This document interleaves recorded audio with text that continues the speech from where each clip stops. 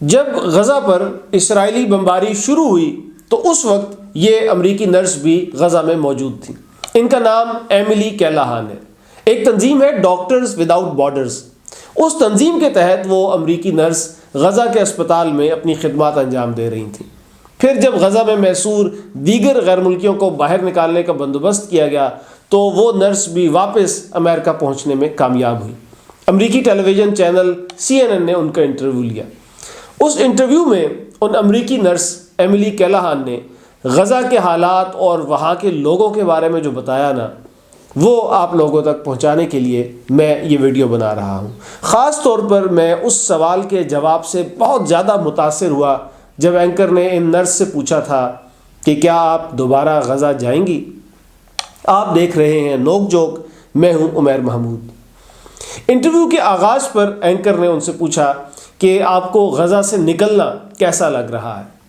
ان nurse Emily نے جواب میں کہا کہ انہیں اس بات کا تو اطمینان ضرور ہے کہ وہ اب اپنے گھر میں اپنے خاندان والوں کے درمیان ہیں، لیکن ساتھ ہی انہیں اس بات کا بھی احساس ہے کہ وہ تو اب محفوظ ہو گئی ہیں، لیکن غزہ کے لوگ جنہیں وہ پیچھے چھوڑ آئی ہیں وہ لوگ اب بھی مشکل میں ہیں، غیر محفوظ ہیں۔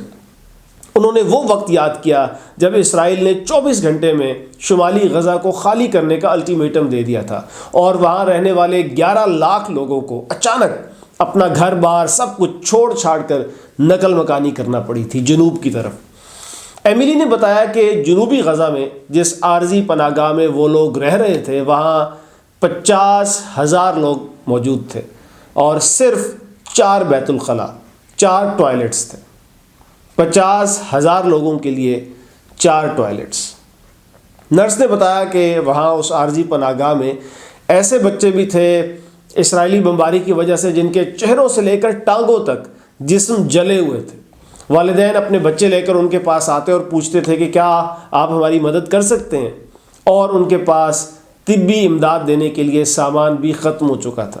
بعض کے جسم کے اعضاء کٹ چکے تھے اور اسپتالوں میں مریضوں کی تعداد اس قدر زیادہ تھی کہ ان بچوں کو بالکل معمولی سی طبی امداد کے بعد ہی اسپتال سے فارغ کر دیا جاتا تھا، اور وہ پھر ان عارضی پناہ گاہوں میں آ جاتے تھے جہاں پانی تک موجود نہیں ہوتا تھا۔ انہیں ہر 12 گھنٹے بعد صرف 2 گھنٹے کے لیے پانی ملتا تھا۔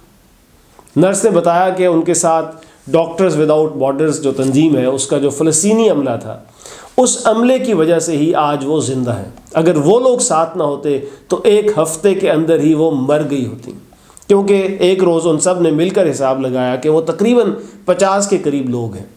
ہر انسان کو روزانہ غالباً 2 سے 2,500 کیلوریز درکار ہوتی ہیں، لیکن جتنی خوراک ان کے پاس تھی، اگر وہ روزانہ صرف 700 کیلوریز جتنی خوراک بھی کھاتے تو یہ خوراک 2 دن میں ختم ہو جانی تھی، یعنی وہ بھوک سے یا پیاس سے مر چکے ہوتے۔ اس موقع پر فلسطینی عملے نے خوراک کا بندوبست کیا، پانی کا بندوبست کیا۔ آپ سوچیں کہ جنہیں اپنے لیے کھانا اور پانی نہیں مل رہا تھا وہ ان امریکی نرس کے لیے ان چیزوں کو بندوبست کر رہے تھے۔ اور پھر رفح کی سرحد سے جب انہیں غزہ سے باہر منتقل کیا گیا تو بھی فلسطینی عملے نے ہر طرح سے ان کی حفاظت کی، حالانکہ ان فلسطینیوں کو معلوم تھا کہ وہ نرس تو رفح سرحد پار کرنے کے بعد محفوظ ہو جائیں گی، جبکہ وہ خود انہی حالات میں غزہ میں ہی رہ جائیں گے۔ ان فلسطینیوں کے اپنے اہل خانہ اسرائیلی بمباری سے مارے جا رہے تھے، شہید کیے جا رہے تھے، اور وہ ایک امریکی نرس کو بحفاظت سرحد پار پہنچانے کی کوششیں کر رہے تھے۔ اس موقع پر اینکر نے وہ سوال کیا کہ کیا آپ غزہ واپس جائیں گی؟ امریکی نرس نے انگریزی میں جواب دیا، in a heartbeat, in an absolute heartbeat. مطلب یہ کہ غزہ واپسی کا فیصلہ کرنے میں انہیں بس اتنا وقت لگے گا جتنا دل کو ایک بار دھڑکنے میں لگتا ہے۔ انہوں نے کہا کہ ان کا دل غزہ میں ہے اور وہ غزہ میں ہی رہے گا۔